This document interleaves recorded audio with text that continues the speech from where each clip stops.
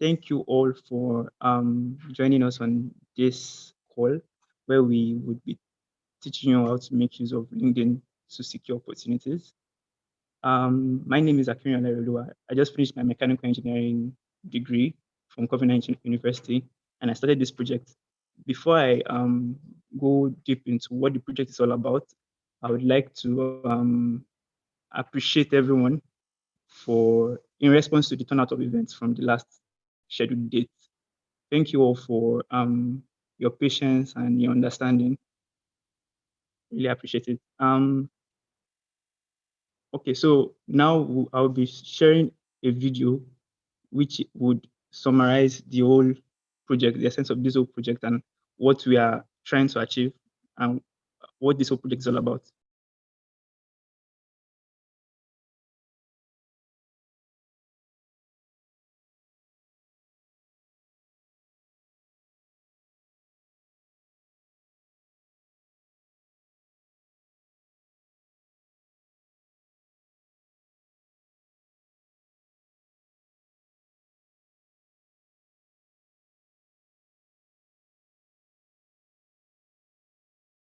Influx of venture capitalists in Africa.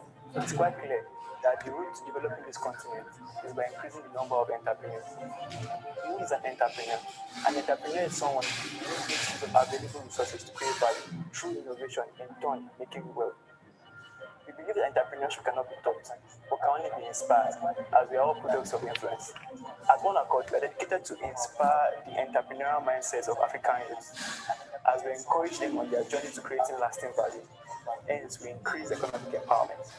This we plan to achieve through storytelling and networking, which will not only increase the number of entrepreneurs, but to increase the unemployed as they get a better chance of being able to themselves. By creating an online community where youths connect with prominent people in the world of work. Hence, we build a network of key players, a sort of ecosystem on our platform. It doesn't end here.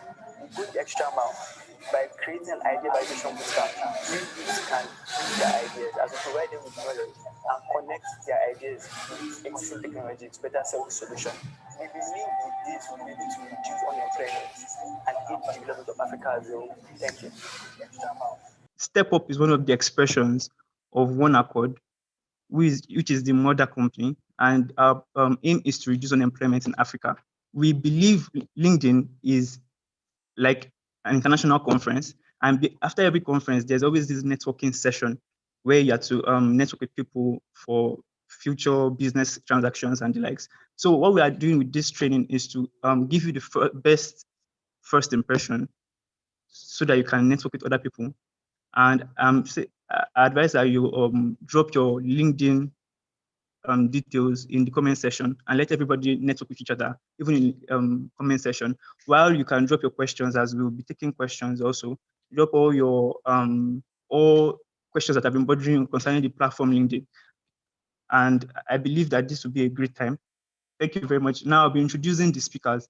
So first person I'll be speaking to us is Tosin. Tosin is an energy enthusiast, and she's a student of Covenant University.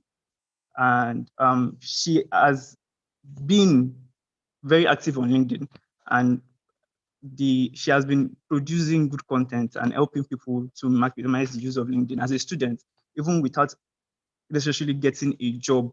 But with what she's doing, she's been doing creating a brand for herself. I'd like to introduce Tosin. Tosin. Hi, everybody. Nice to be here. As Anu has rightly introduced me, my name is Akito Onwatosin, and I am an energy enthusiast, which means that I am excited about all things energy and energy related. I spend a lot of my time learning about the energy industry. I'm so sorry for my voice, and if I sneeze, I have a cold. So I'm very enthusiastic about the energy industry and all things energy, and I spend a lot of my time learning about the energy industry. I'm also a certified project manager and health and safety officer.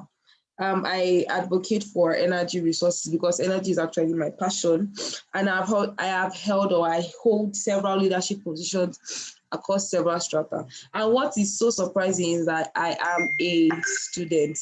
I recently hit over 4,000 followers on LinkedIn, which I'm very excited about. And my LinkedIn journey started exactly 1 year, January 2020. I decided to take LinkedIn seriously. And I think I am a testimony to how with proper strategies and proper implementable plans, LinkedIn can work for anybody. So a brief backstory to my LinkedIn journey. I'd actually been on LinkedIn since I think about 2017, but I'm one of those people that just have a LinkedIn profile for, oh, let's have a LinkedIn profile sake.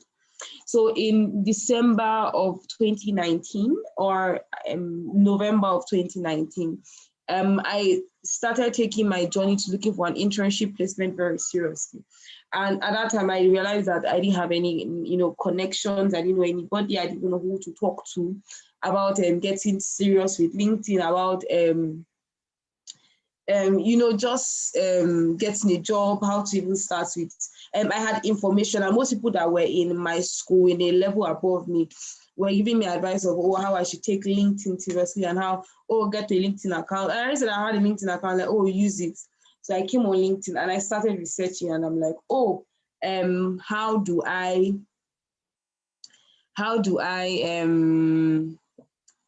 get it done? How do I get that profile? And I'll come on and I'll see people with 10K LinkedIn followers, and I'm like, why can't I have this type of network? Like, I need this type of LinkedIn network. I need to have 10,000 people in my sector, in my network. And I started researching about networking and branding. And to cut the long story short, I ended up getting 2 multinational internship placements and 1 national internship placement. I ended up picking one, which was Chevron Nigeria Limited.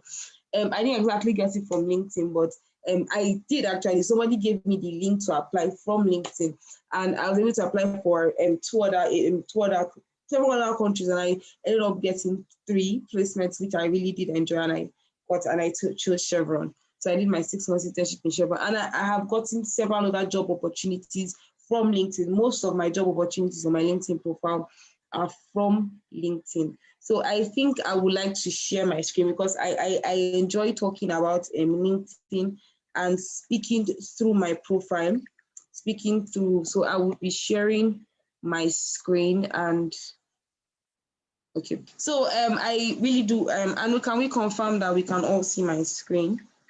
I'll check YouTube. Can we confirm that? Yes, your screen is visible. Okay, thank you. So this is my humble LinkedIn profile, and I like I said, I know a lot of people that will be coming to us today are professionals, are LinkedIn coaches, but I am a student like many of us here today, and I literally don't have as much job experience as many people, or I'm not an exec or anything, but I have 4,000 people that are really to give me attention on LinkedIn. So this is my LinkedIn profile. And I first want to take us through setting up our profile. So I think the common mistake that many of us are making, or the common things that many of us are making, is that we think that a mediocre profile will literally get us through. And that is not the case, because take for example me, if anybody requests to join my network on LinkedIn, the first thing I will look out for is what does this person's profile story tell?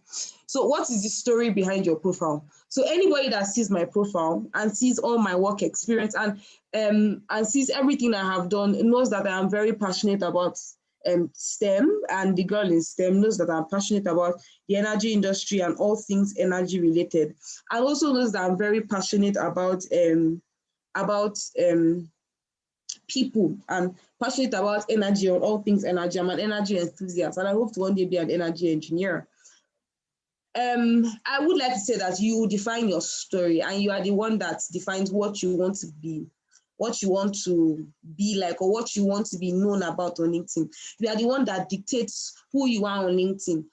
Whatever grades you have at school and whatever course you are studying, you can legit change the narrative on LinkedIn. So you can come on LinkedIn and decide that I don't want to be known as what I am currently doing in school. I want to be known as something way different, and pick that up on LinkedIn, which I think is very possible, because I did it. I studied petroleum engineering, and my story on LinkedIn tells you that I love energy.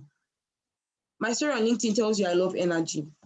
And we will say that let your LinkedIn profile tells the story of who you are and what you are interested in. So be very careful about how you pick your story and how you pick what you are interested in. I also like to say that there are many common mistakes that a lot of us make on LinkedIn. First of all, thinking that this background picture, as cliche as it may be, will go. So this my background picture is how to for students. As Anu rightly said, I am very passionate about students making as much from LinkedIn as they can, because I saw that there's a big gap for students, and many students don't know how to maximize LinkedIn. So I started an article column, which I stopped because I realized I started it because people were always coming to my DMs to ask me questions how to optimize LinkedIn, and I started writing articles, and people were not reading the articles but still coming to my DMs. So I said, okay, you know what? I was just going to keep the how-to brand, but I was going to keep it to my DM. So if anybody comes to my DM and asks, oh, I need to know how to do this, I'll teach them. But I will no longer write articles, because like articles are really tough to write and take a lot of research, and people don't want to read them anywhere. But attention span of my generation is not that long. So that is my story. The first thing to say about me is that, oh, she's interested in LinkedIn for students. Then there's a about column. My about column, I would like to say, is not the best, because I am still in training. I'm still transitioning to who I fully want to be. And I also think that you don't have to come to your about column and write some cliche story. Like everybody knows that, oh, that you're a team player, and avoid those things. My about column is, I am currently a student of Common University studying petroleum engineering, and hope one day bringing positive change to the energy industry. That in its own tells you who I am and how I think. Tells you I'm an optimist. Tells you I'm passionate. Tells you I love the energy industry, and tells you that I'm still focused on school while doing it. And obviously, I have some featured articles that I put up here, and this is my dashboard, which only me can see. And these are my activities. Post on LinkedIn. One thing a lot of students make, a mistake a lot of students make, is that they think that that people don't read what you see. Like literally, there was an article, not like an article, a post I made last year, and then it just automatically blew up this year because I had already built the influence. So people are going back to see what I already did. Let people know how you think on certain matters. Comment, talk about it. It is not Instagram. It's not just about likes and comment, share your experiences and talk about things. So these are my experiences. All these experiences came from LinkedIn. Everyone. I got this job. Somebody saw my profile, this energy correspondent. I saw my profile and saw my writings and said that, oh, I want this girl to be on my team. And I worked there for 4 months, but I had to leave because the work was overwhelming at some point. And you also have to know your worth sometimes. I still work as Solar Genesis. And what we do is that we're trying to develop affordable, clean energy sources for homes. And obviously, I'm trying to find better. And I got this survey, which I think many of us should put towards on LinkedIn, and it afforded me opportunity to learn from mentors and other people on entrepreneurship in Africa.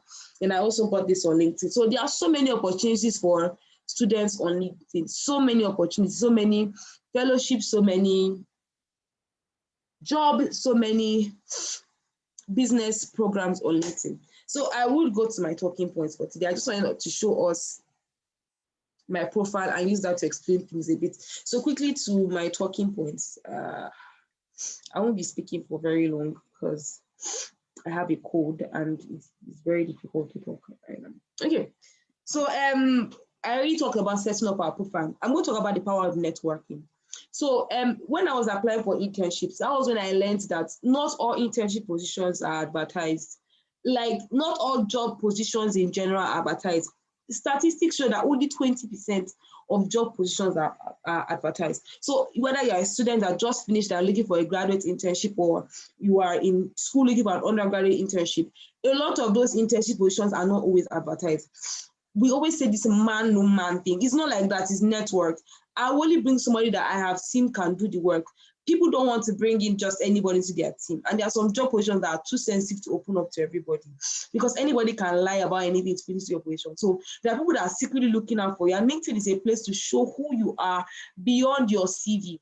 I say that your LinkedIn profile and who you are on LinkedIn is literally you speaking about your work ethic and your volumes and who you are in volumes. Every job that is posted online typically has about 150 applicants. So that means you have about 150 people that are contending with every job too.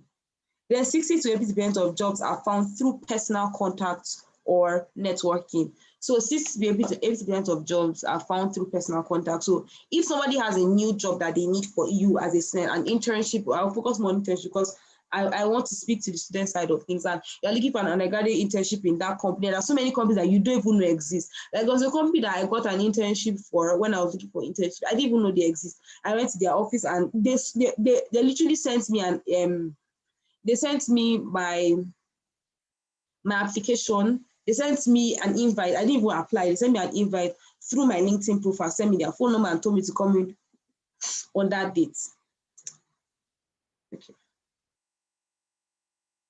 Okay. So what exactly is networking? And in simplest terms, is the process of engaging others in helping you reach an objective. So peradventure, I am moving into the energy industry, which I am.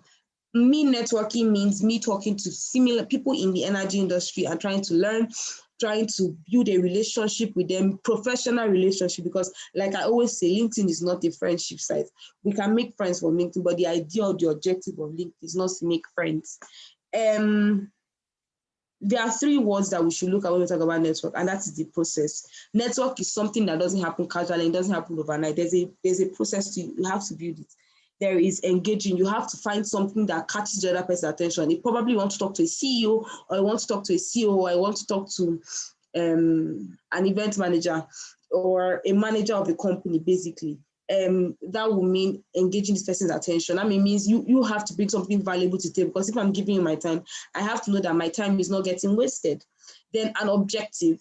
You need to be clear about the purpose of that relationship. You don't want a situation where lines are being blurred out, and then you have relationships that you don't like, or you have you now have a relationship that you're not too keen on. So I think I've spoken about networking, and I think I really want to encourage all of us. I'm a living testimony to how, if you take LinkedIn seriously, if you apply some of the principles that some other people will be talking about today, LinkedIn is such an amazing place with so many people who like ideas. It's a place to motivate yourself, but it can also be a place that can kill your vibe. I'm going to talk about imposter syndrome and this thing we call humble bragging. So basically it is people coming on LinkedIn and sharing their achievements. Oh, I'm only 22 years old and I have gotten this done, I've gotten that done. Oh, I'm 21, I have a PhD from this and that. And probably the person is your age mate, and then you start feeling, am I good enough? And which is something that a lot of us on LinkedIn battle with. We most of us humble brag, or we come on and showcase. We're not with the intentions of making another person feel bad, but to also allow ourselves feel better because we feel less than. So which is something that LinkedIn or social media generally brings, and it's called imposter syndrome. So it is also a psychological pattern in which an individual doubts their skills, talents, accomplishments, and has a personalized internal fear of being exposed as a fraud. So basically, because a lot of people on LinkedIn try to give off this persona that they have their life in order, that everything is working out for them, that this and that and that, we have the unconscious or unconscious belief, or turning to want to feel like we are not up to them. So a few months ago, I was really dealing with imposter syndrome, because then we're in lockdown. The internship I got, I couldn't work physically, so I was working from home, and I had a lot of time to surf on LinkedIn, and that meant me looking at other people's accomplishment during the lockdown, and me not seemingly thinking I had done enough. And I started feeling like, can I get these jobs? Or I was looking at applying for these jobs, and then I was looking at profiles of people that had gotten jobs, and like, these guys will never take me, or feeling like this, or feeling like that, or feeling like that, or feeling like that. it's something that we can easily battle and we can easily begin to feel, because those are the things that LinkedIn brings, or those are the things that social media in general brings. I would give us an advice that everybody is on their own journey and everybody's on their own path. Don't allow another person's journey make you doubt or feel less about yours. LinkedIn is such an amazing place, and I want you to see everybody's achievement as a motivation to do more. If somebody is your age, instead of seeing that as a reason to pull yourself down, say, oh, this person has hit this barrier and I haven't, so okay, time for me to work harder because I can do it. This person should be the reason why I can do it. So I would say that as a student, or from my perspective, because I didn't really plan to talk, or, I wanted to share my experience. And I would say that from my perspective, or from my experience, that LinkedIn has taught me amazing things. It has taught me how to interact with people and how to network. And I would say that there's an amazing space for so many students on LinkedIn. Don't allow imposter syndrome to make you feel like LinkedIn is not where you should be. Don't think because you haven't started working that amazing job yet that LinkedIn is not a place for you. LinkedIn is for everybody. Showcase your leadership skills, showcase everything that you can showcase, because you need to start making the network for the jobs you want now as soon as possible. So thank you all for having me. I think I'm done. That was a very, very insightful session, and thank you for sharing your story and the growth you've experienced. So, without any further delay, we'll be having Mr. Jayola DJ share his own experience on LinkedIn and how LinkedIn has helped him, and how LinkedIn can be used in getting and securing that dream job that you've always wanted to get. Mr. Jayola. Good afternoon. I know I'm loud and clear. I can hear you. All right, good. So good afternoon, everybody. Like Tosin did, I will try and be very brief so that Keith can have all the time that she needs, because she has a very detailed presentation. I must assume that. My name is Jayola Ayodeji David, and I run a recruitment startup called Walker Consulting Services. We've been helping graduates and candidates who find it hard to get a job. Let me use that word. The thing about LinkedIn usage is people tend to underrate it, as if it doesn't have so much or so much effect on their career. I tested in 2018, right? And the result of that test was pretty impressive, because it gave us live, data that we can work with. I did a small boot camp for a set of people, graduates. They came to me and said they were looking for roles, they were looking for jobs. And I'm like, okay, I'll see what I can do. You need to, qualify for some kind of jobs that I post before you can apply for it. So I said, let's do a separate search. Let us make you look for what you are fit to do. So I gave them some tasks. I said, do a video CV, and a couple of them did and posted it on LinkedIn, right? So many of those videos got the attention of people. One in particular caught the interest of so many people. The lady has been looking for a job for over 2 years, and she wanted to work in the state where she was currently residing, and she had an industry, where she wanted. So she didn't just want any kind of job. So we did that test and we ran it through. She got several offers to help her with CVs, to help her with interview tips, to help her with openings. Some of her had jobs in Lagos. She rejected them. Eventually, after I think 3 to 4 weeks, she got a job where she wanted, in the industry she wanted, and in the location she wanted.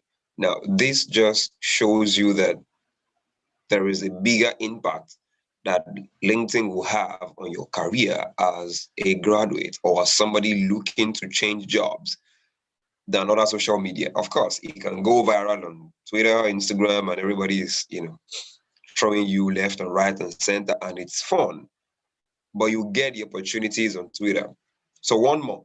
I think in December, there was a video that I shared about Yanulu Adiola. I saw it on Twitter. So I brought it to LinkedIn. Now, somebody was saying on Twitter, oh, Twitter will get this girl a job. Now, I left and came back in 5 hours. Somebody already offered her a job on LinkedIn. I didn't even know because I just posted to see how I can help the girl. And she already has offers. I know she has more than 3 offers because some still sent me offers, say, oh, could you offer this to her? We have an opening here. Could you push this to her? And I told them, she's not even in Abuja. She's in Lagos and she wants to stay in Lagos. So there are opportunities if you can use your time effectively on LinkedIn. There are 2 points I'll discuss about active engagement and optimization. So many people have accounts, right, on LinkedIn, but they don't engage people actively in the sense that what they do basically is run the account, but we don't see them. They are not visible on the platform because they do not use that platform effectively. So if you want to use LinkedIn effectively for your career move to get that job, you have to be very active. Now, active engagement, like Tosin said, is commenting, posting, engaging, joining groups, writing article, putting content out there that people can relate to. And I tell guys, you need to have created a niche for yourself, to make sure whatever you are putting out there is meeting the right audience. In my book, I wrote 4 steps. I said you need to find your voice, which is your content, what you are comfortable with.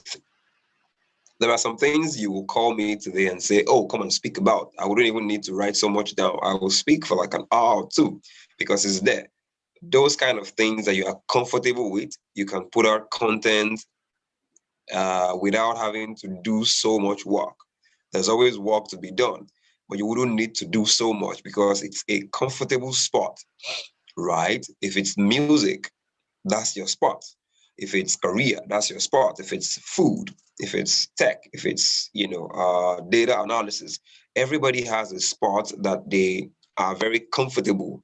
They have a base in that particular spot and they can be authorities in that space. Everyone has something that they can be called an authority in.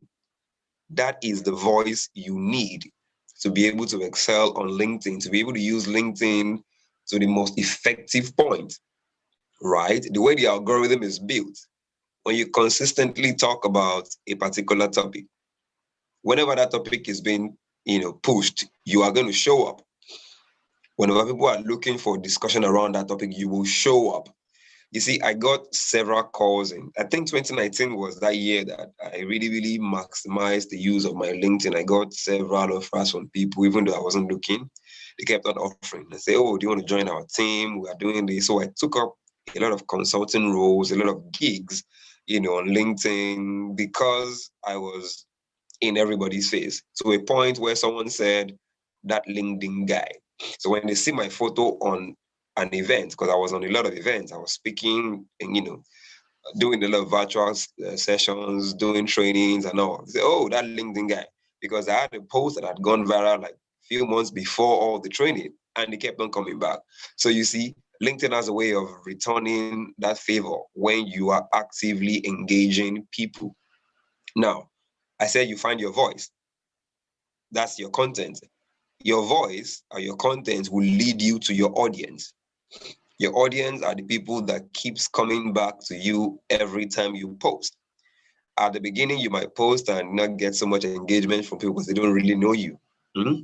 But over time, people will start engaging with your post. It means you are being seen by a lot of people.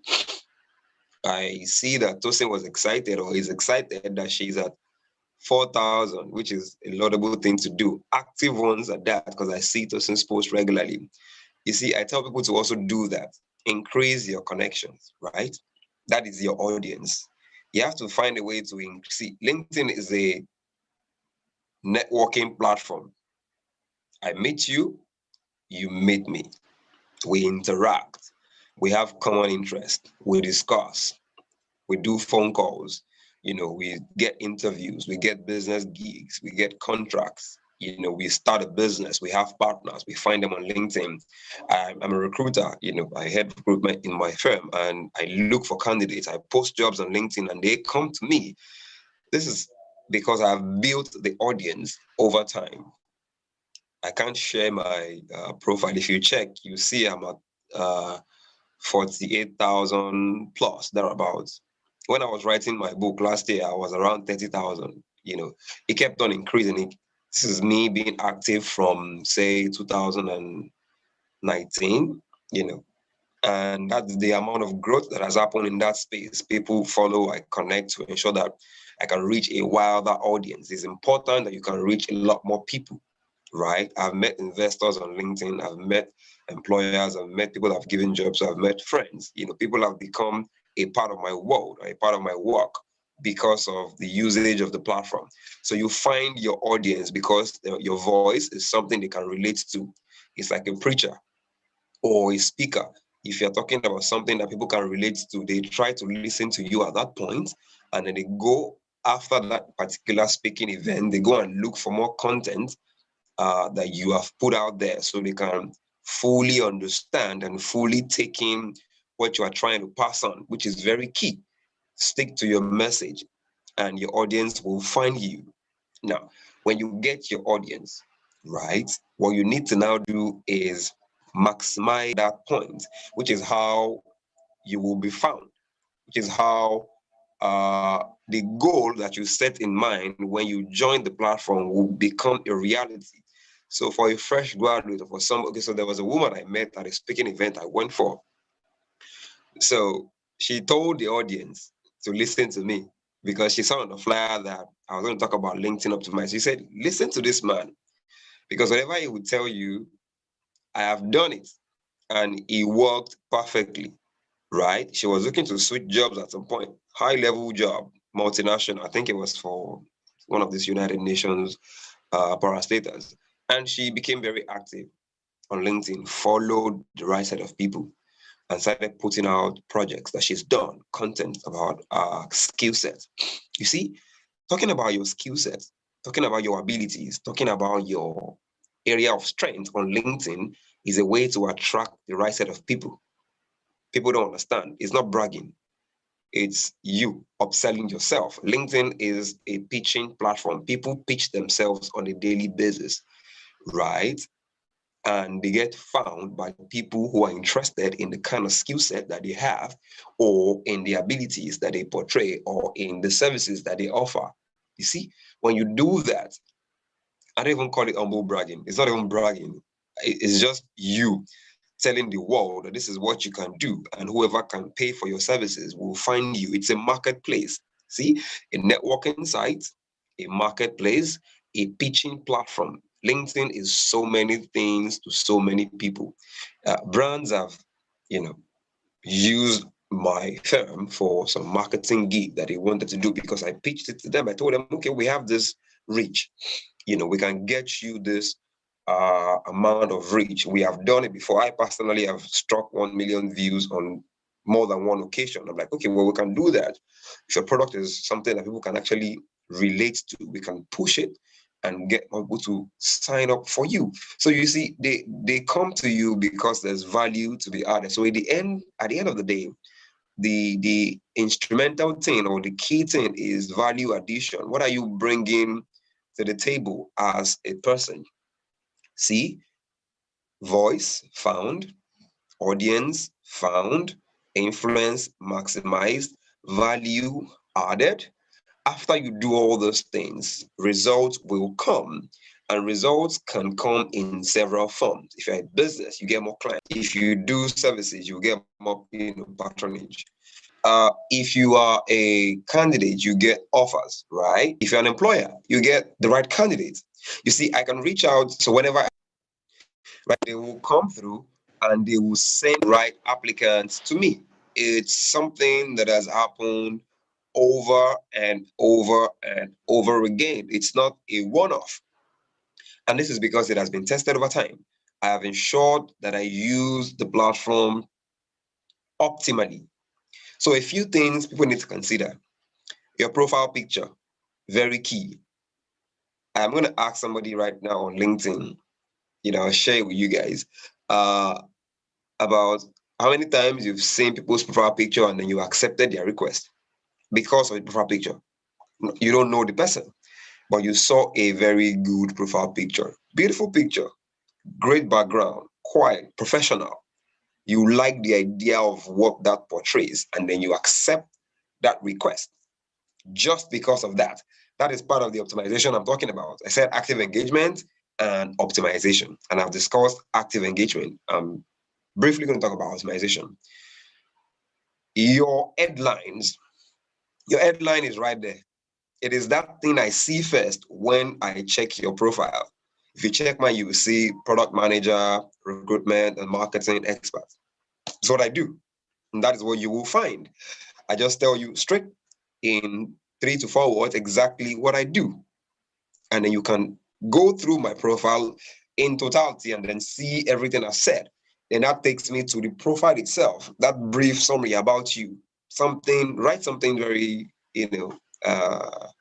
smart, something that people can actually understand when they read it. Next will be your work experience and education. I tell guys, you need to take that very serious. Work experience, education, it's there. It's in the profile. You can just look at them and fill it up and make that your profile look well optimized. Now, a lot of you don't take it serious, and then your page looks like you don't do anything, and I would just walk away because you've not said anything to me. You just left it blank. One more other thing is your header. So there's a space for that. You can only edit your header via a system. If you don't have a system, you can't do it on the phone yet. They haven't allowed that. So you can use them. Use Canva, build a very good header and put it there. Make your LinkedIn page look presentable. It is your CV and cover letter online. Let me use that word. I can look at your CV and cover letter, and if I check your LinkedIn, it will reflect almost the same thing. So sometimes I just go and check your LinkedIn page to see whatever I need to see about you. So I might not even need to look at your CV to give you a job. I might just call you for an interview because your page already spoke to me. It is called the first impression. When I see that thing your page says, I understand what it means. I see the value you are adding, and I see the impact you can give to my business or my company. I call you. I say, do you want to have a chat? Because I like what I see, right? And that is how I get called. Somebody sends me a message on LinkedIn, or they just call me and say, oh, they saw my number and they read my profile. And once they say that, I know, okay, I know where you're coming from. And then we discuss. So it's something that is consistent. So I'm imploring you to take a few months and use LinkedIn actively. Remember my words: active engagement, optimization, and you will see optimal results from your LinkedIn, because it's the best place when it comes to building a career, when it comes to getting a job, when it comes to getting a dream job. Actually, also, LinkedIn does work faster, better, and a bit more efficient than every other social platform or job board can do for you. So take it serious, make it an essential part of your daily lives. You see, I'm sure you've been told getting a job is a job itself. Well, let me redefine that. Getting a job is being active on LinkedIn. You will thank me later for this if you do exactly as I've just said. Um, I won't say more than this, because the whole of today is about LinkedIn optimization.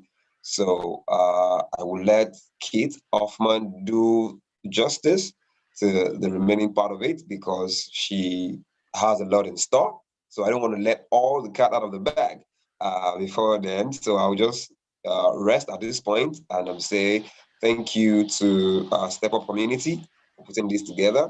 Thank you, Tosin, for speaking, and thank you already, Kate, for what you're going to deliver to the audience. It's a pleasure joining everyone and giving my bit of LinkedIn optimization.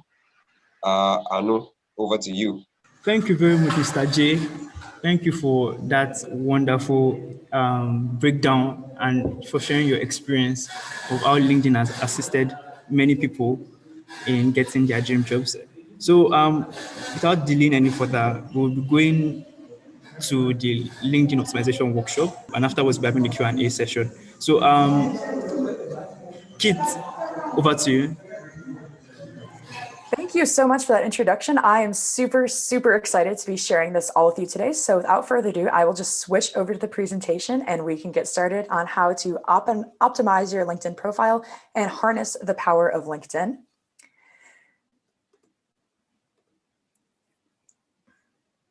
All right, so I first wanted to introduce myself. My name is Kit Huffman, and you can see from these pictures that I typically do not wear these glasses, so I wanted to just give a little hello without these glasses. I will be wearing these glasses throughout the presentation though, because I wear them so they don't strain my eyes when I'm on the computer. So a little bit about me, I am a social media strategist. So a social media strategist is someone that helps build strategy for social media and really helps align brands and people to their ultimate goal on what they want to do on social media, where that's maybe getting a new client, if that's building a brand, or if it's even building their connections. Personally, I am an alpine enthusiast. I'm coming to you today from Jackson Hole, Wyoming, which is a mountain town in the Rockies. I love mountain climbing, I love hiking, and I love backpacking in the alpine environments. I'm also an amateur photographer. So I'm someone that likes to play around with film photography and digital photography. I think it's just a very exciting and introspective way to share our world and environment with other people. And then a little bit about my professional education. So I attended a top 10 business school, Indiana University in the United States. And that is where I got a lot of my education and introduction into social media. So with my business school, and then also personally, I've taken a total of 8 courses with social media, and then some 3 specifically just with LinkedIn. So I'm super excited to be sharing all my knowledge and experience with you, and hopefully you can find something valuable. I would also like to just give a little disclaimer with this presentation is that I will be using my profile as an example. And this isn't to be like, wow, like my profile is the best profile on LinkedIn, because there's always room for improvement, especially on social media. But I just have done over 50 LinkedIn audits before. So I have seen a lot of the good, really great things that people have done, and then some of the things that there are room for improvement. So I've been able to put that onto my profile. And just for security and sensitivity reasons, I didn't want to show somebody else's profile because that could be a somewhat invasion of privacy. So I'm just using myself as an example because I am perfectly okay with using what I've learned to share with you all. So let's break it down. So what even is LinkedIn? LinkedIn is a place for professional success. You can share, I just got a new job, or I'm looking for an internship, or I just did really well on this exam or test. You can also talk about your failures. And that's something that I think a lot of people are a little bit nervous to share on LinkedIn. You can share like, this didn't work out for me and this is why, or a growing experience. And that can really help captivate and capture your audience a little bit better, because a lot of people can relate to failure. You can also talk about lessons learned. So I did this, so kind of talking about the failures again, and it led to this. And so I learned this. So now next time I won't be doing that. You can also talk about something that you found interesting. So if you read an article that you really liked, or if you saw a video that you found a lot of value and interest in, someone in your community will probably find that very interesting too on LinkedIn, and you can make sure to share that with them. So let's break down what LinkedIn is and then what LinkedIn isn't. So LinkedIn, this is an example of showing some great insight, advice, something that somebody found valuable. However, it's not talking about your crazy party nights. This is not something professional, and this is not what the platform is for. So LinkedIn is really about growing your community, your network, and also about yourself personally and professionally. It's about finding jobs and making those connections, or other projects that you could be working on. And you can all do that through your network that you have on LinkedIn. So let's jump into the profile optimization part of this presentation. So the profile optimization is broken into several parts: your profile image, your name, the headline, background image, and current position. So these are the different elements or the different parts of what I just talked about. So your profile image is that circle in the corner. Your name is right under your profile image. Then your headline is right under your name. Fourth is the background image, which is that banner in the back. And then your current position is your current job. So what makes a great profile image? A great profile image is both strong and a professional image. It has no clutter in the background or any other distractions, and your face is in the center.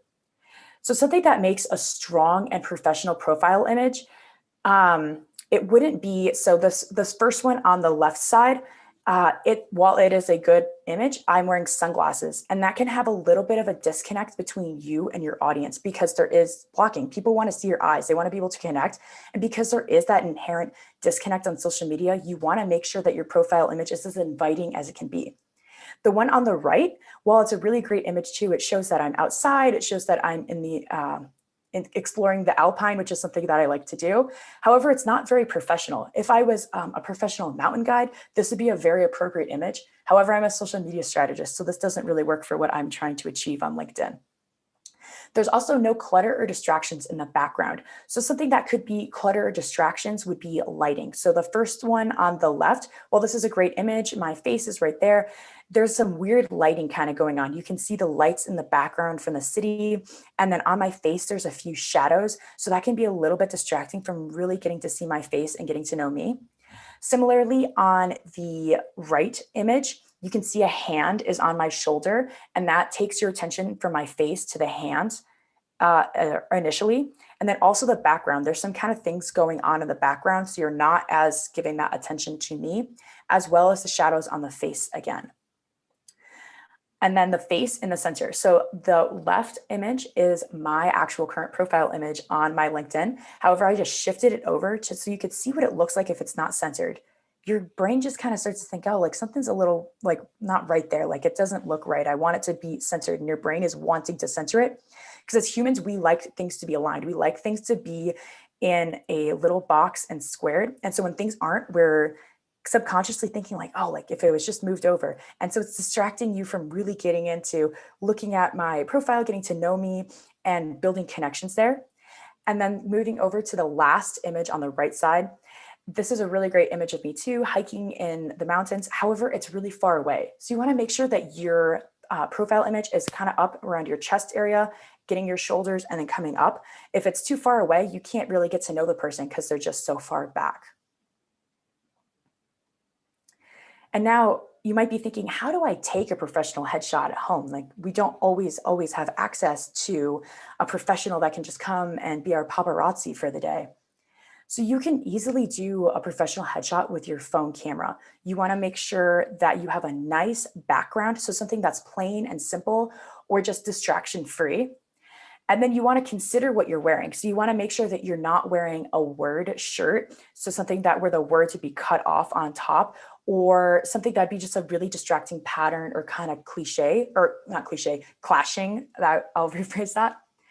And then you want to make sure that you have natural and or even lighting. So right now I'm just using a lamp, I guess for this presentation, a lamp, and I put a little piece of paper over it. So it's kind of blocking it a little bit better. I don't have any fancy equipment right now or anything like that. So you can get really great lighting or just go outside. The best hours to take a photo are actually 1 hour after sunrise or 1 hour before sunset. You get that nice golden hour lighting and it comes across a lot more even than if you were using the harsh middle of the day lighting that's casting shadows down on you. Now I'm going to be talking about the name. And so this is really important to consider. Who do people know me as? And so this is specifically with me. So my real name is Catherine, but a lot of people don't know me as Catherine. My professors at school didn't know me as Catherine. When I introduced myself to recruiters, they didn't know me as Catherine. And my friends don't even know me as Catherine. So if I'm going to be putting my full name on LinkedIn, I would do Catherine in parentheses Kit Huffman, because that makes sure that your name will come up if they were to put Kit Huffman instead of Catherine Huffman. And same thing with your surname or your maiden name. So if you had changed your last name, you want to make sure that you are using the last name that people know you as professionally or personally, so that if they were to look you up, they could find you. So same kind of idea. You could do Kit Smith. And if I changed my name from Kit Huffman to Kit Smith, I'd want to put Kit Smith if people know me more as Kit Smith rather than Kit Huffman, if that makes sense. Now we're going to be talking about the headline. So the headline is that part I said right under your name. And it serves as kind of an advertising piece on who you are. You have a little bit of a blurb kind of showing who you are, like what you do, the keywords, emojis, and a call to action. And these are all specific things that you want to use and include on your profile to really draw attention and advertise who you are. Because the headline will not only come up on your profile whenever you like or comment on a post or an article or a video on LinkedIn. It'll be your name and then right next to it, your headline. So you want it to be almost a great advertising piece for who you are, so it can draw a little interest if somebody notices you on LinkedIn. And you can see these, also capitalization. You can see these different, let me go back there, these different parts on the LinkedIn optimization. So what you do, I say cultivating engaged online communities. So that's what I do. And I describe that a little bit different than social media strategists, because not a lot of people would know what that is or that specific job, but I go in and say why you would want that. So I'm cultivating engaged online communities. And then I go into keywords. So if someone were to be searching on the top search bar on LinkedIn and or on Sales Navigator, which is a extension of LinkedIn that a lot of recruiters tend to use, you want to make sure you include keywords. So keywords for me specifically within my industry is social media management and social media strategy, which I include after the line break that I have down, so that will show up as somebody is looking for something that my services offer. I also include emojis in it, such as this one and the woman on the keyboard, to really draw attention to the first part in my headline. It makes it stand out a little bit better when you are on LinkedIn and you just see it next to somebody's name. And then also I put the emojis next to my call to action. And so I'll just jump into my call to action as DM for a free LinkedIn audit. And I really want that to stand out on my headline. So if somebody's just like, oh, it's a lot of words, but then they see those emojis at the end, they're like, oh, that's the call to action. And that is the one action I want people to be taking if they were to go into my profile. And lastly, I also use capitalization, which is capitalizing the first word of the first letter of every word. And so that just makes it a lot easier to read and a lot smoother to read. And that just are able to capture capture people to read and retain your user a lot longer. So now we're going to be talking about the background image. So the background image is a really great way to show who you are. Like if you are a professional or a small business owner, you want to be showing what you do professionally and then define what you do on your page and your services. And then you want to also make sure to include a call to action if you're using that on your profile.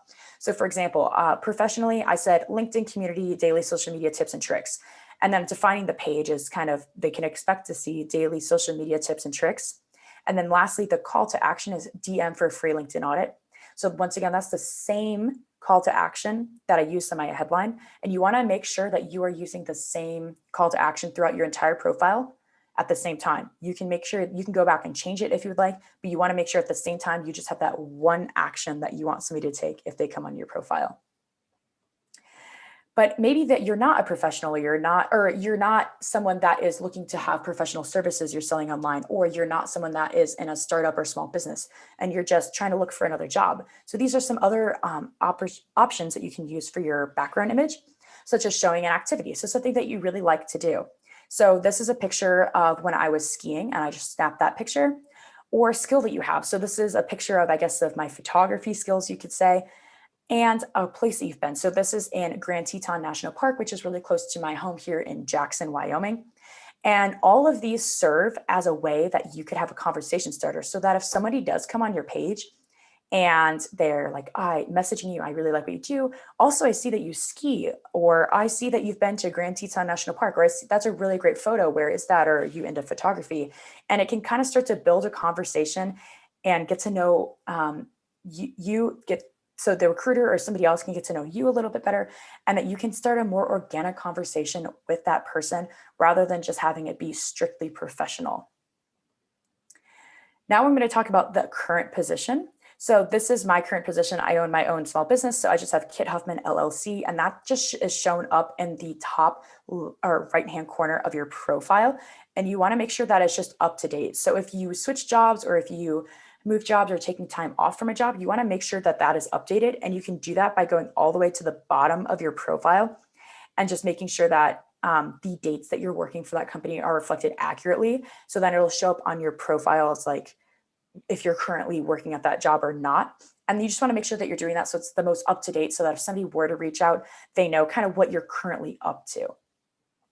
Now, this is my absolutely favorite part of the LinkedIn profile, the About section, because this is really where you get to show who you are and your values. And that's where I really think that this LinkedIn, especially this platform, really shows kind of a more holistic part of you as a person. So you want to share your story. So this is how I'm going to break it down into different parts. So one, you're going to have a catchy intro, and don't worry if I'm going fast through this right now. We'll be breaking it down bit by bit. Your story and values, spacing between lines, utilizing fonts, a call to action, specializations, and specializations. So I guess that's just it. So we'll hop into what makes a catchy intro. So I've looked at, like I said, over 50 LinkedIn profiles. And you really want that first bit of the About section to really catch your attention, because that will tell you if you're going to keep reading. If it's not catchy and it's just boring, just skip right over it. We'll just skim down and see what else is on the profile. So I start mine off by saying hi, hello, and howdy, because I'm from Wyoming and it's a kind of cowboy state. My name is Kit. Yes, like the Kit Kat bar, the car from Knight Rider, and Famous American Cowboy, which are all things that I get a lot in the US from, oh, like your name is Kit, like this or different examples. So that's just how I kind of cleverly did my intro, because people are probably already thinking that when they hear my name. And then you want to share your stories and values. So this is something that I learned specifically from my top 10 business school. We did recruiting courses where you would go over your value and who you are. So specifically for me, I'm not originally from Wyoming. I'm originally from Michigan, which is another state in the United States. And I come from a very, very small town there. So to me, a community has been a large part of my life and growing up. And so I do have that a large part in my business, and then also who I am as a person. So I do want to show that and showcase that, because it does show my values. And I know that if I show my values, there can be some other people that connect with those values too. So specifically, my recruiting quote story is I come from a small town in Michigan, population 932, kind of small town. To me, community is everything. It's walking down the street and waving to Dr. Marks through his window. It's having my high school English teacher as my parents' best friend. It's having my dentist as my next door neighbor. So it's really going into stating community is everything is kind of my theme, but then breaking it down by showing little examples through a story, because people really are captivated through stories and they love reading stories and following along with the story. But then it also goes into kind of prove that community is a big thing in my life and that I can see that and show that. Now I'm going to be talking about the spacing between lines. So this is a thing that I see a lot of people making a very simple mistake about. So someone will write a very beautiful blog post or a post even on LinkedIn or even in their About section, but they write it how you would write a normal paper. They just write it without doing spaces or kind of tabbing down like you would be writing a paper. And while that is grammatically correct, it makes it hard for the reader to want to keep reading your piece. So when I work with my clients and also myself, my rule of thumb is you only have 1 to 2 sentences max per line, and then you space down after that. So I just have, there's comfort and familiarity in this. Then return. Online community should be no different. Return. There should be, and then going into 2 sentences there or 2 lines. So even if it's not 2 full sentences, if it takes up more than 2 lines, you want to break that up to a little bit. So while this one, the third sentence there is 3 sentences, it doesn't take up more than 2 lines. So I didn't feel the need to space that out more, if that makes sense. Now I'm going to be going into utilizing fonts. So you can use, it's a free website online called Font Keyboard, and you can use a ton of different fonts, and you just type in the text that you want to use, and then you can select different fonts and you can copy and then paste that into LinkedIn posts, articles, your About section. And this just really makes it pop out a little bit more. So if we were to go back to this full about section, you can kind of see midway down that there's that font slant. And that can maybe, if you're not reading all the way through, you're like, oh, this is kind of boring, but you're kind of scrolling through the about section anyway, that will grab your attention. And that is the exact attention that I want somebody to grab and know about me. So it says, this means my approach to social media is a bit different. So if you weren't following along that whole time and you read that, you're like, whoa, why is that approach different? What makes it different? And you're going to go up and read, and then read that, and then read the rest of it to figure it out. So that's a really great way if you want to retain your audience, really use that utilizing fonts, but use it very sparingly. If you use too much of it, people just skip right through because it looks like just the normal text. So just want to make sure you're using it for the one piece of impact you really want to capture. And now you're going to be doing the call to action. So once again, I said at the end of this, it says, and or ask for a free 5-minute 5 action item LinkedIn audit. So that's the same call to action I've been using throughout my profile. So on the background image and then also on the headline, I want to keep that the same. But then I also, again, just say, feel free to reach out and say hi and or ask questions. And then going into my real true call to action. And so if you are a student or if you're someone that's recruiting, you could say, please feel free to reach out, love to connect, or feel free to follow me for tips on management and strategy, anything like that. So what your one action is you want somebody to take on their profile, connecting with you, messaging you, or following along. And now you want to make sure that you're also having the specializations. So once again, how I said that recruiters or somebody, if they're looking or searching on the LinkedIn search bar and or on the extension of LinkedIn on Sales Navigator, which a lot of recruiters, like I said, use, you want to make sure that your profile has more of these keywords. So we use keywords not only in the headline, but now we're going to be using it in the about section too. So I make sure to expand on more of the keywords that I want to use. So like LinkedIn, Instagram, Facebook, social media marketing, social media strategy, and then acronyms. So any industry jargon you want to use, that somebody that if they were to be looking that up could find you and get to know exactly what you're doing, even if they're not using the specific terms that you call yourself by, you want to make sure you have that in there so that your profile will have a higher chance of turning up, if that makes sense. And now we're going to be jumping into the experience section, which is a very, very important part of your profile as well. So you want to make sure that your experience is unique. So this is an example of when I worked at my college's coffee shop as a barista. And I was also a supervisor there too. And you want to just make sure that it is a unique experience. So while inherently being a barista at a coffee shop is not a very skilled or a hard job in a lot of ways to do compared to industrial engineering or something along those lines, you can make sure that you can capture the specific things that you did that truly made an impact. And that is a lot, it's a lot more, I guess, influential that you can show specific tasks you took, because everyone kind of knows a barista just serves coffee, but there's a lot more to that job than just serving coffee. So these are the different parts we're going to be talking about today.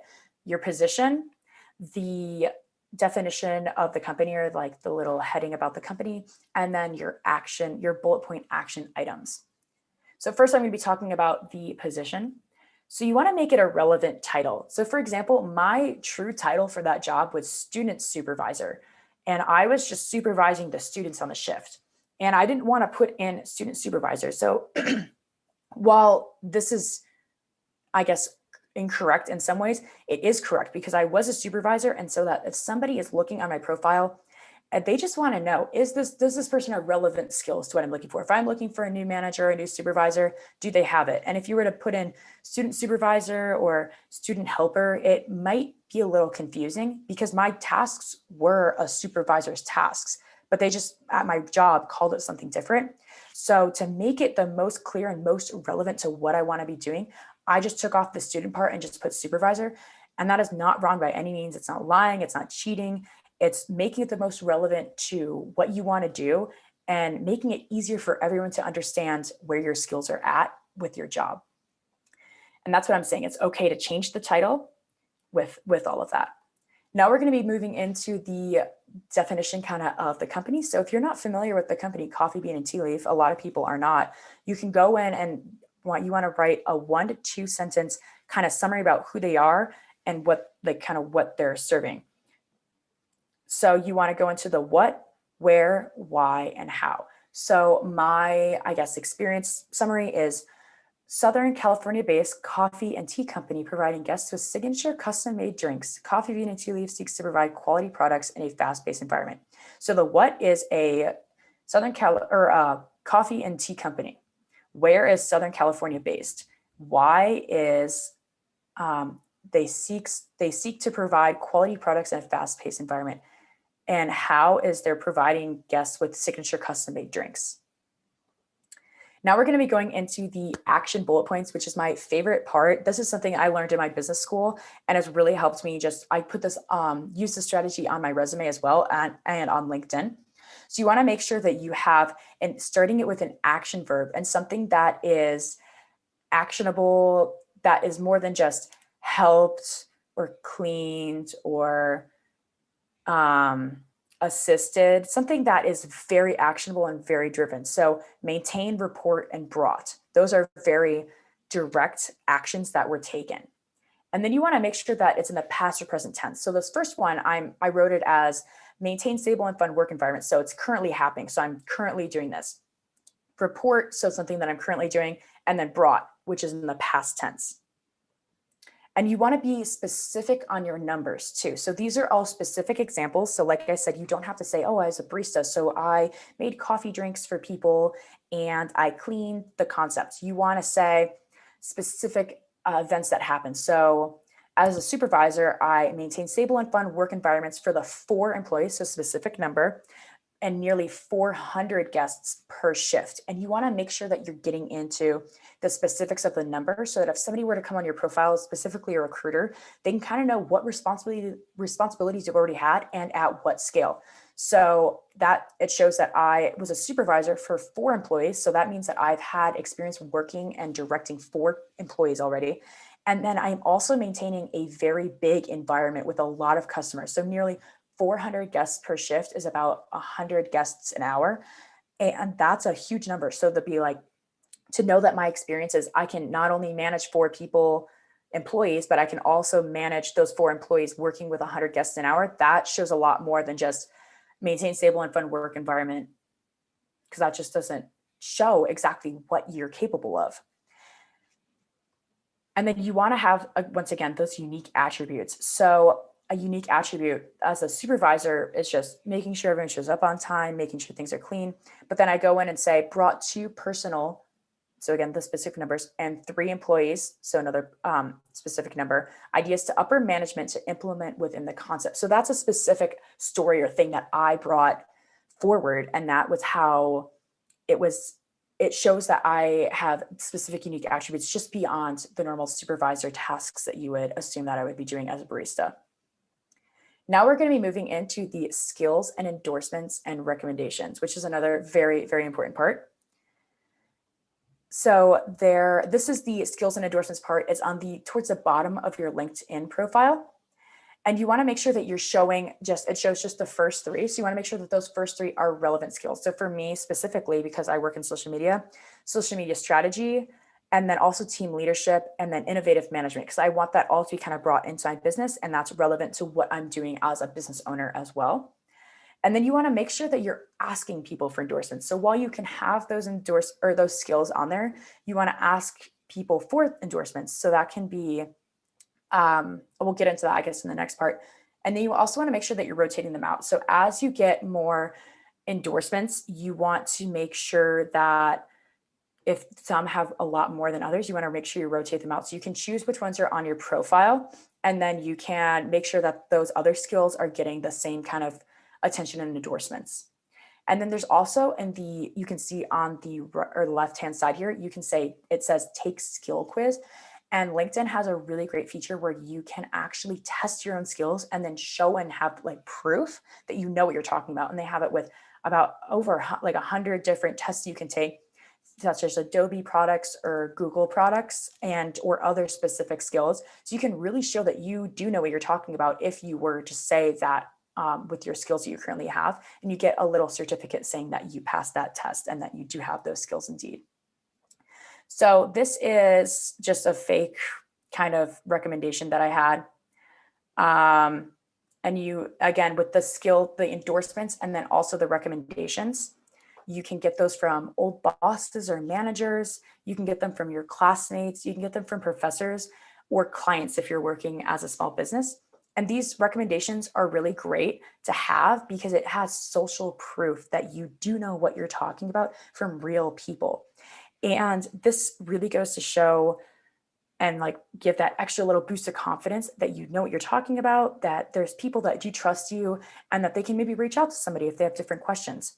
And you can just feel free to reach out. So if you're currently working at a place, just reach out to some coworkers and say, hey, just posted these skills on LinkedIn. Would you mind endorsing me on this one, and this one? Or if you go to your old boss, it's maybe when you're switching jobs or you're finishing an internship, say, hey, I loved working with you. If you wouldn't mind taking 5 minutes to write a small recommendation for me on LinkedIn, I would really appreciate that. And that's just how you can kind of start building that section of your profile. You can also do this with other people that you've met on LinkedIn too. So if you have been working with somebody or you communicate frequently with somebody, like maybe your LinkedIn friend or something like that, and you know that they have skills in social media or you know they have skills in blogging because you see that them post all the time, you can go in and endorse them on that and then maybe write a recommendation. Be like, I've been following this person along for so long. They write really great articles. They're very professional, would highly recommend something along those lines because you want to be giving to your community as well as taking from your community. So now that we have the profile set, what are we going to do now? What's next? So now you're going to be wanting to be posting and engaging on your LinkedIn. So the big part of social media is being social. So now that you have the profile set, you have your public image set for everyone, you want people to now find you and see you and interact with you. And the big part of posting, the big lesson that you have to remember is consistency is key.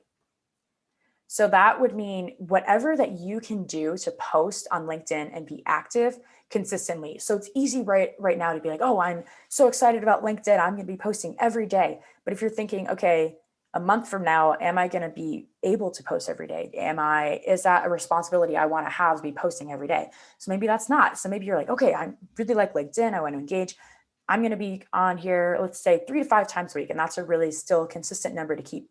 Or maybe you're thinking, oh, I really do like LinkedIn. I'm really busy at work. I really do want to engage in this platform because I find value in it. But I only have time to really post weekly. So then you're just going to commit to 1 post a week. And that is perfectly fine wherever you are, just whatever you can keep on a consistent basis, because consistency really plays into the algorithm of a lot of social medias. And it shows your audience that you are there and you're committed. Because if you see a lot of posts for a week, you're like, oh, wow, this person is really here. They're showing up. But then you don't hear anything for 2 weeks. You're kind of like, oh, where'd they go? They're not here anymore. I miss them. Okay, maybe unfollow. They're not doing LinkedIn anymore. And then another thing you have to keep in mind is it can be a little bit intimidating to be posting on social media. You're maybe nervous about your friends or what other strangers on the internet will think. But you have to remember that no one really cares that much. People can be excited about your content, but no one really cares as much as you are thinking that people will, if that's something that's holding you back. So I had one of my mentors explain it to me where he was telling me that the majority of people that are scrolling Instagram, Facebook, or any like LinkedIn, they're probably at a stoplight in their car or sitting on the toilet. They're just scrolling super fast. And that's something you have to keep in mind. While your content may be valuable and you're excited about, if it's holding you back from posting it, you have to think that a lot of those people are just scrolling really fast and they're seeing a lot of stuff. So no one is putting that much thought into your posts. As great as they are, they're not thinking as deep and as self-conscious as you are probably making it out to be. And then you want to make sure that you're considering that you're sharing what you're an expert in. And I did expert in quotes because I think it's really hard for people to say, oh, I'm an expert in social media, or I'm an expert in blog posts, or I'm an expert in whatever that you think you're an expert in. Because it's kind of it's a very strong word to say you're an expert. That means you are the top of the top.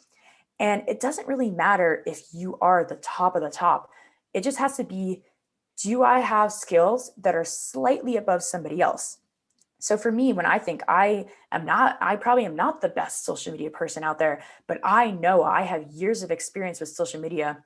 And so if I can find someone that has skills that are just 2 steps below me, I can help bring them up to my level. Or if I see someone that's a little bit below me, I can bring those skills up with them and give them value. And that's an incredible amount of value that I can bring to somebody at a digestible level. So if I'm up here and you're down here with skills, that's a large gap. I have to teach you a lot of things. And so it's hard to work with the top professional if you're starting at ground zero.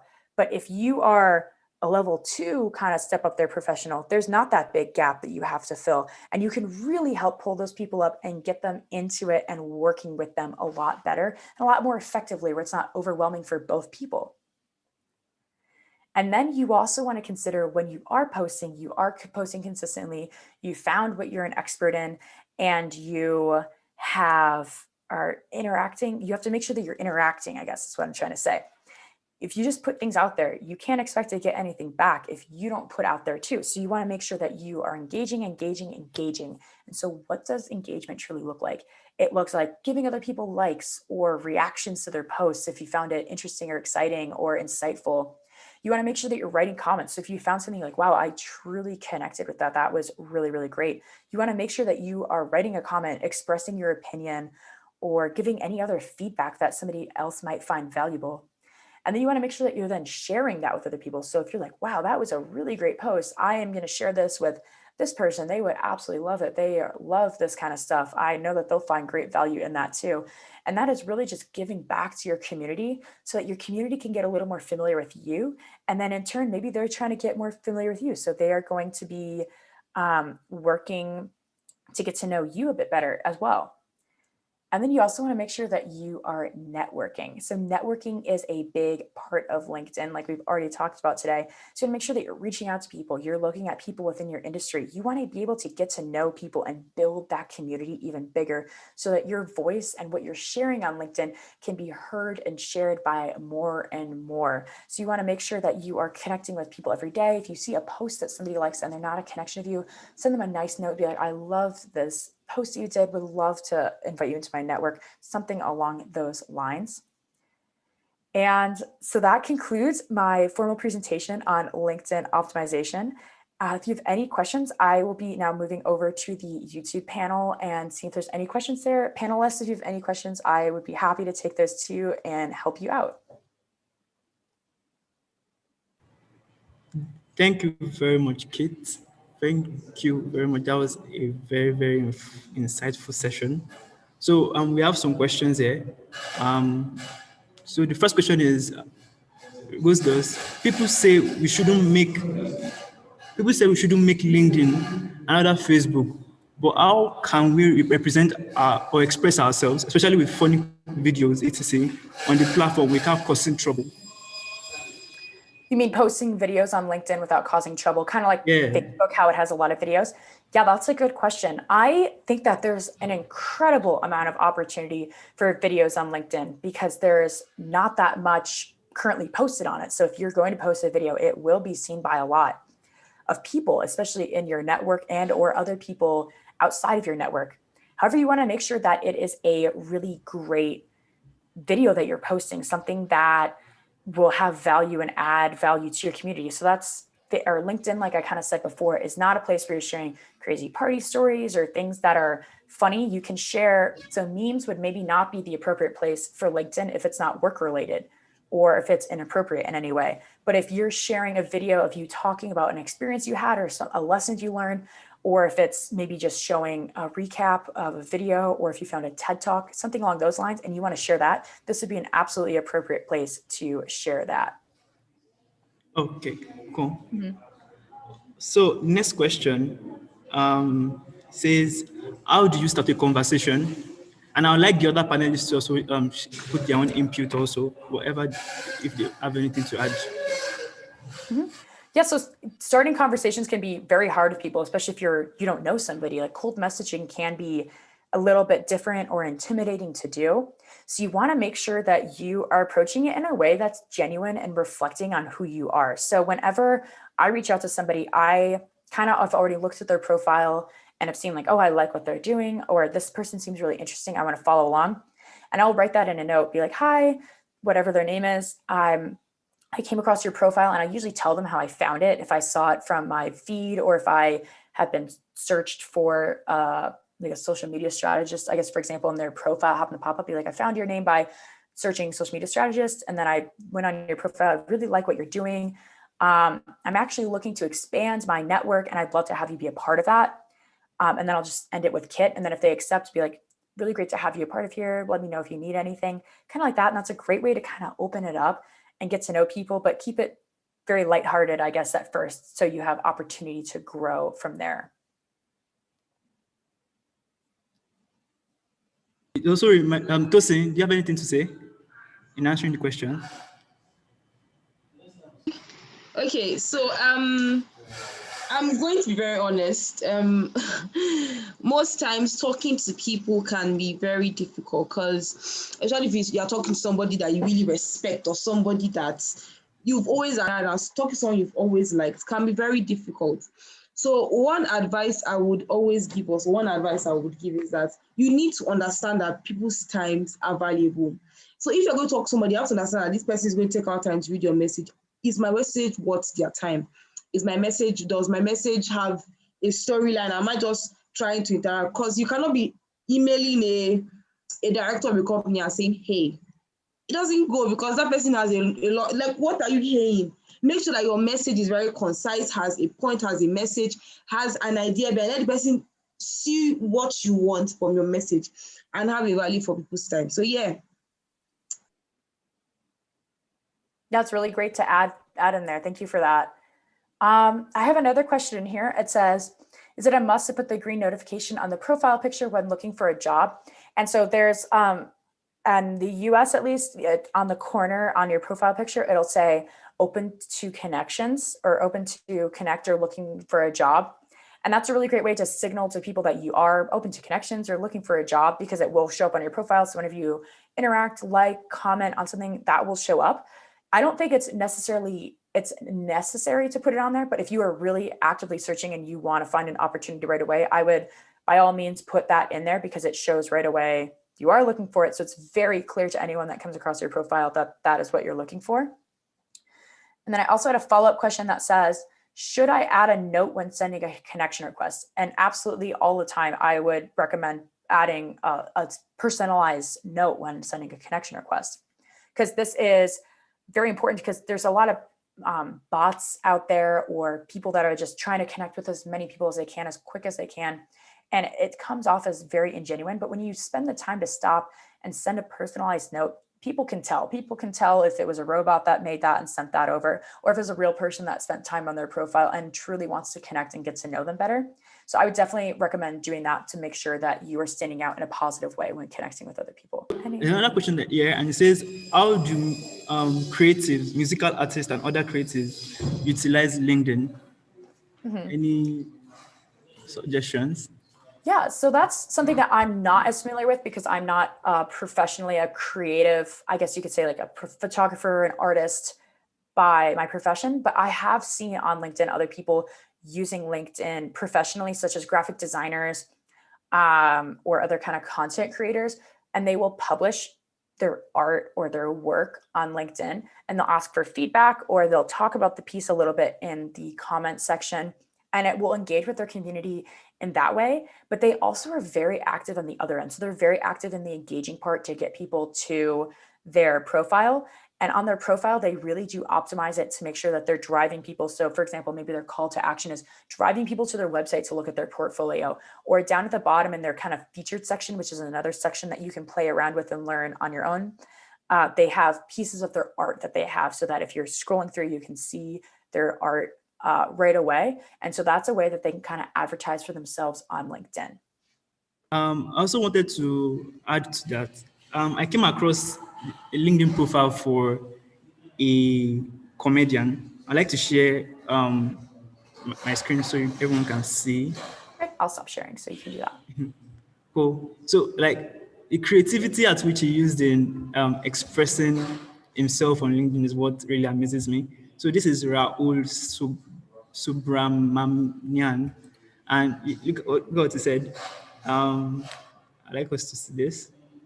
Like the way he has expressed himself on LinkedIn, even though it's a professional, like okay, so it said, oh, hey, stop making jokes. This is LinkedIn, not Facebook. This is a professional platform for professionals. And says, I am a stand-up comedian. Making jokes is my profession. Awkward silence. Of course, I know that I was just joking. Then stop making jokes. This is LinkedIn, not Facebook. So this is him capitalizing LinkedIn to push his own creativity, his own profession as a comedian. And it shocked me to realize that J-Lo, that's Jennifer Lopez, also has a LinkedIn profile. I'm like, what is she posting on her profile?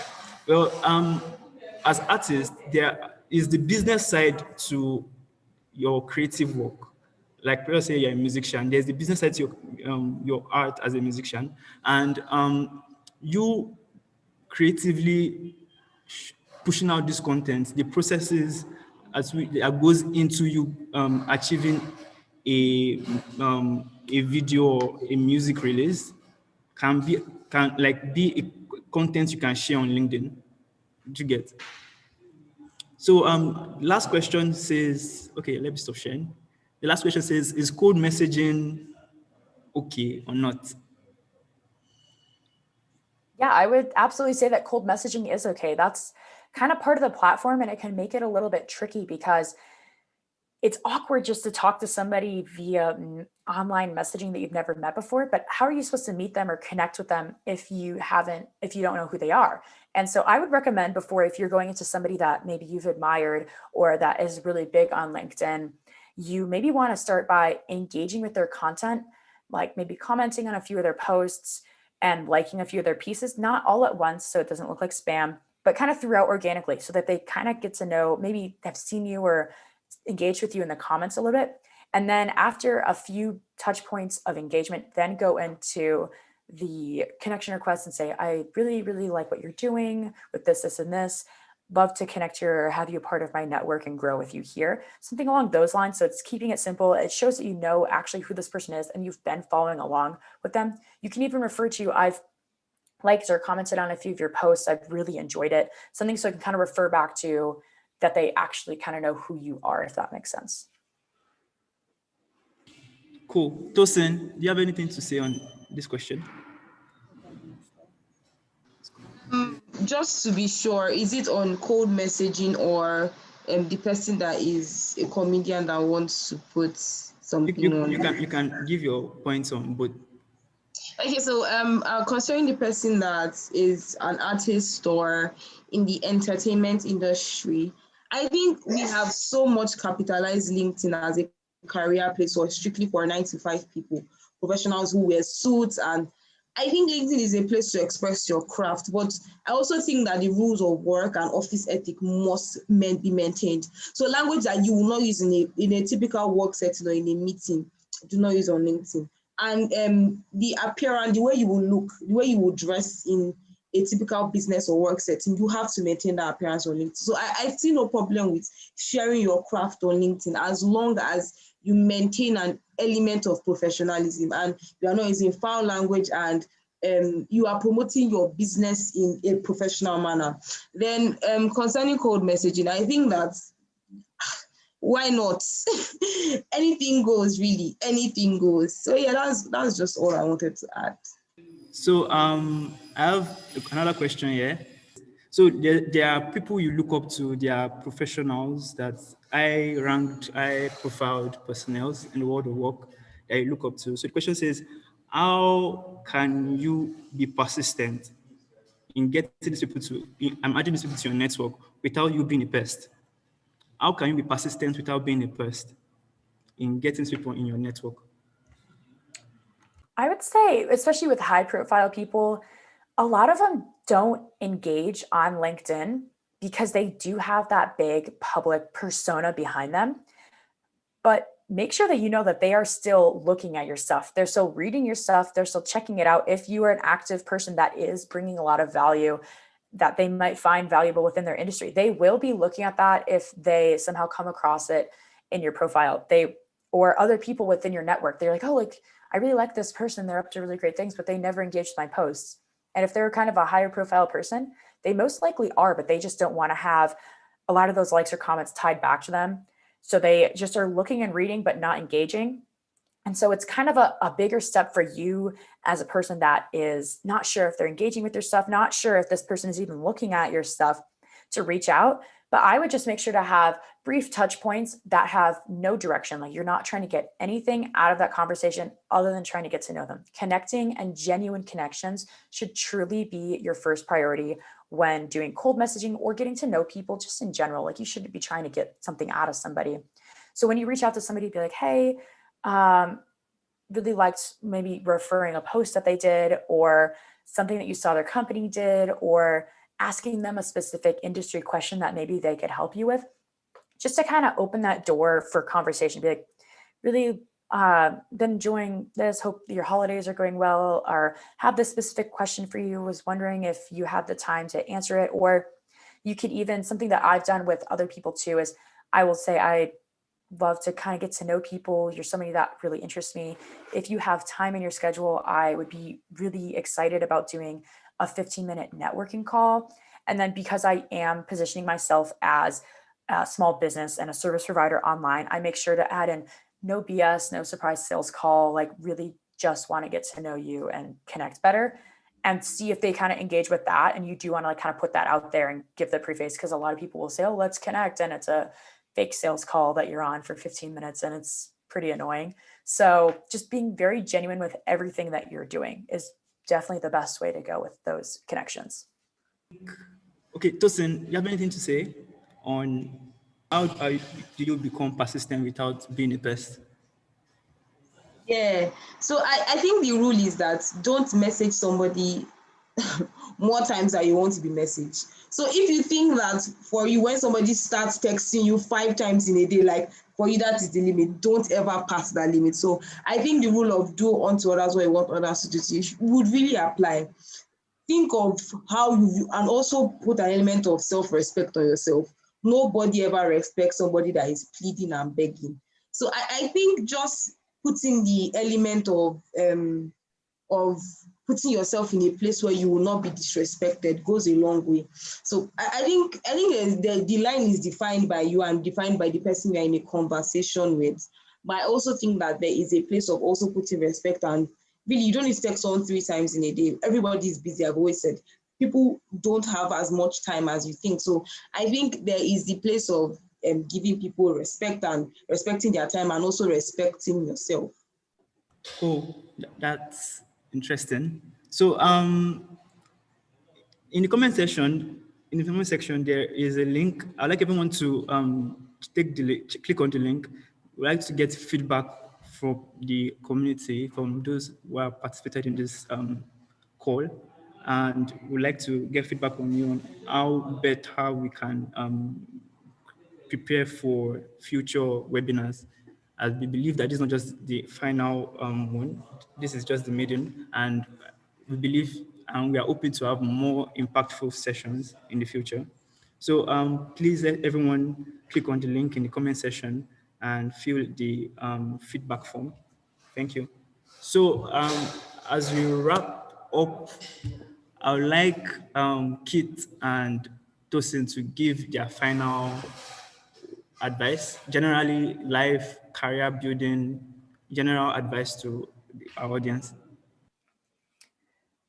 I guess I'll start just with some advice I was given. It's just don't be afraid to take that step. Like you won't be perfect at first. You won't get things right. It won't be how you want it to look, but just putting that out there and being bold enough to take that step is kind of, I guess, my piece of advice. So whether that's posting content, whether that's networking and getting to know somebody, you won't be perfect at first, but if you keep doing it, you'll learn and grow with yourself, and then you will get to the level that you want to be at. So we just add Mr. Jai back on the call. He stepped out for a while. So I would like Mr. Jai to really speak on the last question that was asked. So the question that was asked was, how do you become persistent in reaching out to high-profile personnel without being a pest? How can you be persistent without being a pest in reaching out to high-profile people on LinkedIn? I think the easiest way to do that, I kind of mentioned it before, is via, how do I call it? Value addition, right? So for example, if I'm trying to reach out to, say, Professor Ndubisi, right?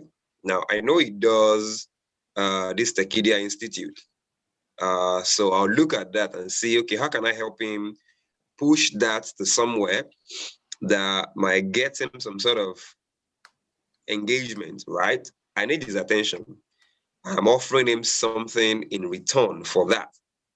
Now, people like to associate themselves with solution providers.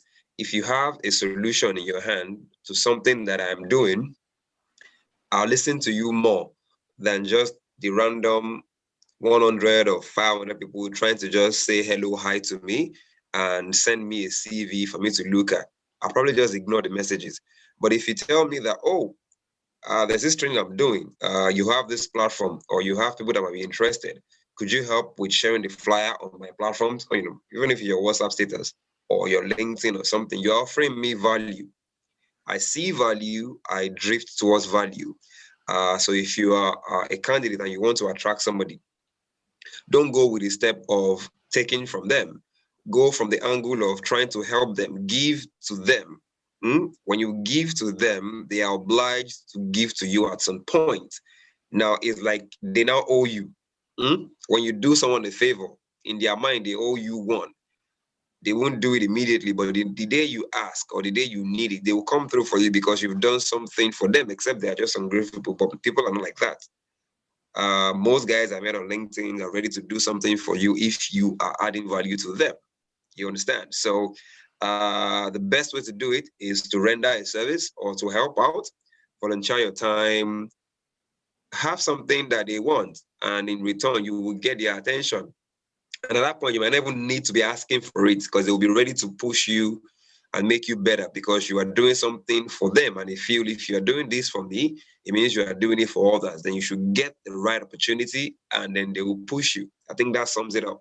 Thank you very much, Mr. Jaye. So, Tosin, any final words for our audience? I will speak to all the young people on the call. It's never too early to start building your brand and building who you want to be. It is never too early to put yourself out there, and like Kit says, you should never be afraid of a no. Just that's literally the worst anybody can tell you, a no. So put yourself out there, build your brand. You don't have to wait till you have that 6-figure job or till you are working in a top firm. Whatever you are doing now, make it seem like it is the most important thing in the world, and everybody would naturally be attracted to whatever you are doing. Sell yourself and sell who you are, sell whatever you are doing. And I don't think there's anybody that would not buy your story. Don't ever let anybody give you the idea that LinkedIn is just for professional. LinkedIn is for creative, for students. Anybody that wants to showcase who they are and what they can do, it is a networking site, and there's nobody that you cannot meet. So send out that DM, send out that message, because there is nobody you cannot meet. And I think that's all I want to say. That's all I have to say. We just got a question, and it says the essence of LinkedIn is building a pool of people, network, who should reach out to you first whenever an opportunity comes up at the moment. Reverse seems to be the case. Why? I don't get that question. Could you repeat? The essence of LinkedIn is building a pool of people, network, who should reach out to you first whenever an opportunity comes up at the moment. Do you get? Like, if there's an opportunity, the essence of LinkedIn is to build a network to inform you of those opportunities. But That reverse definition is seems to be the wrong case, right? definition. That definition is wrong. Okay. LinkedIn is a networking platform, simple and short. It's like saying a marketplace is a place where, how do I put it? Sellers or buyers, prompt sellers on what they want. No, if you go to a market, you look for the shop that sells what you have on your list, right? And then you bargain with them and you buy and go away. It's like that. Nobody will just randomly come and drop products on your face. Everybody has a store. Of course, hawking is a different thing entirely. You can hawk your products, but if you are selling with stores, your stores are there. I come in, I like what I see, I buy. Same thing for LinkedIn. Everybody is on that platform for networking and opportunities. Opportunities are sent to you via post. If you are active, you will see those opportunities. Nobody will send you a DM about an opportunity. No. If you really want that opportunity, you will follow the hashtags that post such opportunities. And when they post, you will get a notification. It is not Father Christmas. No. You are supposed to be involved in the process of getting your job, not people serving it to your table. It will not happen that way if you have that notion. It might seem difficult because we want it placed on our platter. No, you have to work for these things. You have to go all out. This is why people always connect daily. They go on the platform, they reach out to people. When you develop some set of network, yeah, they might send you some openings if you are their friend. But okay, for example, I have 48,000 people, and I'm sure I have close to half of that number looking for a role or two. So I'm supposed to be sending 24,000 people roles whenever I see them. How am I going to have a life if I do that? It's not possible. What that question is defining LinkedIn to be is a wrong definition. The person should correct that notion so they won't get frustrated by the platform. Kit, would you like to add to what Mr. Jayola said? I would agree with a lot of what he said. It's a platform where you have to be giving out a lot of things too. And so as you are putting out content, you're getting to know your followers better. They might come to you with things, but you have to also be actively looking for things. So if there's jobs that are posted on LinkedIn, so applying for those, if that's something that you're looking for, or just getting to know people. And as you for me as a small business owner and someone that offers online services, I never try to push my services too much on people. But if someone has been engaging with me a lot and I see that they're a business and they fit into my ideal client avatar, I like to just message them and be like, hey, I know we've been connecting a lot and I know that you like my stuff that I'm putting out. If you're interested, I do offer these services. If you want to learn more, I'd be happy to tell you about them more. And I keep it very simple, not very short, not very salesy, because that's just kind of who I am. And that kind of just opens it up. And that's how I've had some opportunities come. So if you're looking more as a business owner or somebody, you can kind of go about that way. Or if you're somebody that's networking and you see somebody is engaging with your stuff a lot, you can reach out to them and be like, oh, I loved engaging with you. Love to kind of get to know you more. I never come out. LinkedIn, I never really use as okay, I'm going to engage with this person because I want to get this, or I want this. So I'm going to find this person, this person, this person. The opportunities really come to you organically and naturally, and that's how they should be. It shouldn't be forced or unnatural in any of those ways. Cool. So, Mr. J, what do you have any? What are your final words to our audience? Well, I think people need to take responsibilities for what they want, right? If it's a career you want to build, take responsibility for it. Put this thing in your hands and work at it. If you don't put in the work, you won't reap the results. There are over 500 million people on LinkedIn, and everybody will come out and tell you this is what they are doing or this is what they are getting. It's because they are putting in the work. You don't want to just sit on the sideline and say, oh, what are they saying? They're always talking about, this and that, oh, this training, this job, but I haven't gotten anything. So what you need to do or look at is check this person and what they are doing that you are not doing. And you can actually ask that person, oh, how are you doing this? I'm interested. I want to get an opportunity as well. I'm sure they will share with you some things, and then you take that up and you do it. So action. That's what I'm going to tell people. Take action, and that is how you get results. Thank you very much, Mr. Jayola. So we've come to the end of the webinar, and it was really a great time. I want to apologize for all technical issues experienced in setting the webinar rolling. I also want to thank Kit for the sacrifice on our end because of the time zone difference. Apparently, it's quite very early at your end. I really want to appreciate you taking our time to be with us. We also want to use the opportunity to congratulate Mr. J on his newly wedded, journey on the part of being newly wedded. Congrats, and we wish you a blissful married life. Thank you very much, I know. We want to thank Tosin. You had a very busy schedule, but then you made out time to be with us. Thank you very much. I also want to use the opportunity to appreciate the whole One Accord team who have been on the call and have been working towards the success of this project. And I also want to use the opportunity to appreciate EduStart. EduStart is also another organization which runs a similar vision as One Accord, to reduce unemployment and to inspire the entrepreneurial mindsets of African youths. And they were gracious enough to give us support in organizing this event. Thank you all for coming. Thank you all for watching, and thank you all for learning. Till next time.